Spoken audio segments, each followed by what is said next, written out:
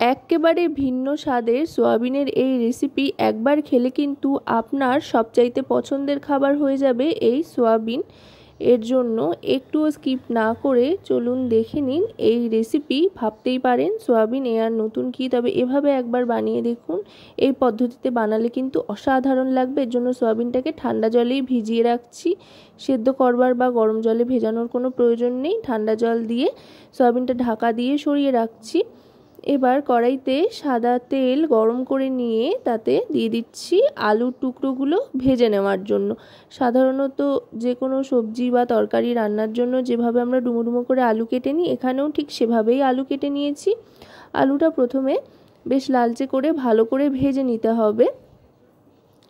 আলুটা ভাজা হয়ে গিয়েছে। এবার আস্তে আস্তে আলুটাকে তুলে নিচ্ছি। আলুগুলো তোলা হয়ে যাওয়ার পর গ্যাসের ফ্লেমটা অফ করে দেবো কিছুক্ষণের জন্য। তারপরে সোয়াবিনের দিকে চলে যাব। এবার সোয়াবিনের ঢাকনাটা সরিয়ে নিচ্ছি। দেখুন সোয়াবিনগুলো কিন্তু ফুলে উঠেছে আর কতটা নরম হয়ে গিয়েছে সেটা আশা করি আপনারা বুঝতেই পারছেন। ঠান্ডা জলেও কিন্তু এভাবে সোয়াবিন ভিজিয়ে নেওয়া যায়।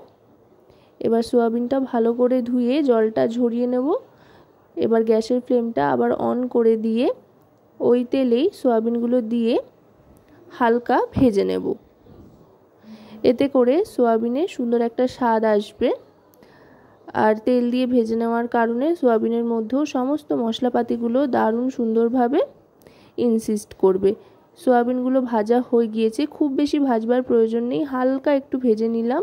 গ্যাসের ফ্লেমটা মিডিয়াম টু লোতে রেখে সোয়াবিন ভাজা হয়ে যাওয়ার পর আরও খানিকটা তেল দিয়ে নিচ্ছি। এবার আর খুব বেশি তেল দেব না, মোটামুটি 2 থেকে 3 চামচ ছোট চামচের তেল এখানে দিয়ে নিচ্ছি। দিয়ে নেওয়ার পর এবার গ্যাসের ফ্লেমটা লোতে করে ফোড়ন হিসেবে দিয়ে দিচ্ছি প্রথমেই সাদা জিরে অল্প করে, আর তার সাথে একটা শুকনো লঙ্কা। এবার যেটা দেব সেটা হচ্ছে কাসুরি মেথি। কাসুরি মেথি এখানে প্রথমেই দিয়ে দিচ্ছি ফোড়ন হিসেবে, এতে করে খুব সুন্দর একটা গন্ধ ছাড়ে। আর কাসুরি মেথিটা হাতে একটু ঘষে নিয়ে তারপরে দিয়ে দিতে হবে, তাহলে গন্ধটা আরও সুন্দর ছাড়বে। এবার দিয়ে দিচ্ছি টমেটো আর আদা বাটা। এখানে একটা ছোট সাইজের টমেটো আর 1/2 ইঞ্চি পরিমাণে আদা একসাথে গ্রেট করে রেখেছিলাম গ্রেটারের সাহায্যে, সেটাই দিয়ে দিলাম। টমেটো এখানে কম করে দিলাম, যেহেতু পরে টক দইয়ের ব্যবহার করব, তাই অল্প করেই এখানে টমেটো ব্যবহার করছি। একটা ছোট টমেটো দিয়ে নিয়েছি। এবার দিয়ে দিচ্ছি হলুদ গুঁড়ো 2 টিস্পুন পরিমাণে। তারপর রোস্টেড ধনে আর জিরে গুঁড়ো, ওটাও 2 টিস্পুন পরিমাণে দিয়ে নিয়েছি। আর দিয়ে দিচ্ছি লঙ্কার গুঁড়ো 1 টিস্পুন পরিমাণে, সাথে পরিমাণ মতো নুন। যেহেতু কাঁচা লঙ্কার ব্যবহার এখানে করছি না, তাই এখানে লঙ্কার গুঁড়োটাই দিলাম। এবার মশলাটা ভালো করে কষিয়ে নেব। এই সময় থেকেই দেখবেন দারুণ সুন্দর একটা গন্ধ ছাড়তে আরম্ভ করেছে, বেশ অন্যরকম, যেহেতু কাসুরি মেথি ফোড়নে দিয়েছিলাম। অবশ্যই কিন্তু কাসুরি মেথিটা ফোড়নে দেবেন, তাতে দেখবেন দারুণ সুন্দর একটা অন্য রকমের গন্ধ আসছে আর স্বাদটাও কিন্তু অসাধারণ হবে। এবার মশলাটা কষাতে কষাতে যখন মশলা থেকে তেল ছাড়তে আরম্ভ করবে, তখন গ্যাসের ফ্লেমটা একেবারে অফ করে দেব। আবার কিন্তু এখানে একবার গ্যাসটা অফ করে দিচ্ছি। অফ করে দিয়ে তারপরে ফ্যাটানো টক দইটা দিচ্ছি। আর এই ফ্যাটানো টক দইতে 1 চিমটে আটা বা ময়দার গুঁড়ো যদি মিশিয়ে নেন, তাহলে টক দই কিন্তু কোনোভাবেই কাটবে না। এটা কিন্তু রান্নার একটা টিপস হিসেবে আপনারা কাজে লাগাতে পারেন। আর গ্যাসের ফ্লেমটা অফ করে টক দইটা দিয়ে ভালো করে মিশিয়ে নেওয়ার পর তারপরে গ্যাসটা আবার জ্বালিয়ে নেব। এইভাবে যদি বানিয়ে নেওয়া যায়, মশলাটা খানিকটা ঠান্ডা হয়ে যাবে, তারপরে টক দইটা দিলে টক দই কাটবেও না, আর টক দই থেকে খুব সুন্দর একটা তেল ছেড়ে আসবে, যেটা দেখতেও অসাধারণ লাগবে আর স্বাদে গন্ধে অতুলনীয় হবে।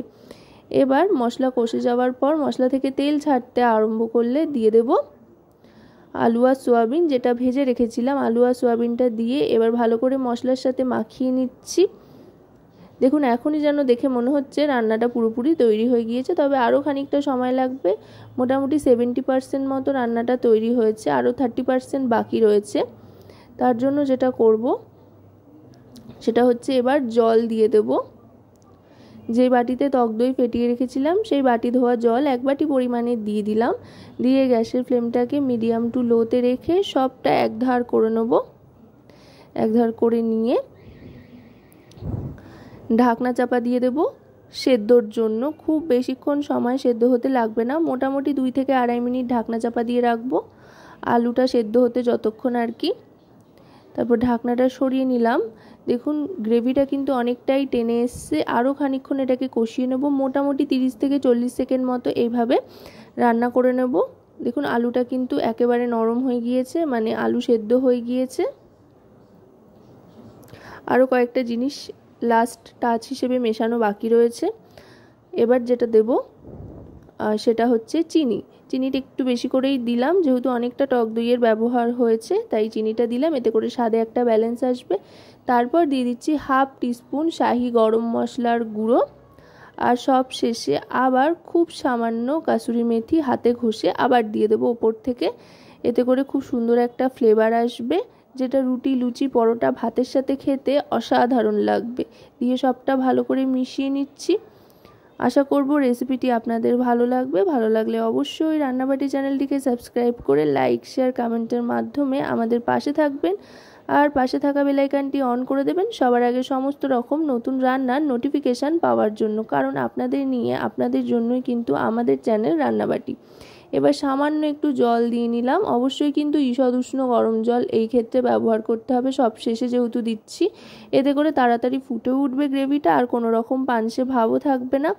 মোটামুটি কয়েক সেকেন্ড ফুটিয়ে নিয়ে তারপরে ঢাকনা চাপা দিয়ে গ্যাসটা অফ করে দেবো। এভাবে ঢাকনা চাপা দিয়ে গ্যাস অফ থাকা অবস্থায় 1 মিনিট মতো স্ট্যান্ডিং টাইমে রেখে তারপরে ঢাকনাটা সরিয়ে নেব। দেখুন দেখতে কতটা লোভনীয় হয়েছে।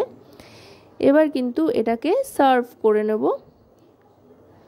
আলু থেকে সয়াবিন প্রত্যেকটাই খেতে অসাধারণ লাগবে যদি ঠিক এইভাবে একই পদ্ধতিতে তৈরি করে নেন। আর এখানে কাসুরি মেথির ফ্লেভারটা খুবই স্ট্রং যেহেতু, তাই একেবারে অন্যরকম একটা স্বাদ কিন্তু আপনারা পাবেন। তাই অবশ্যই কিন্তু এভাবে একবার বাড়িতে ট্রাই করতে ভুলবেন না।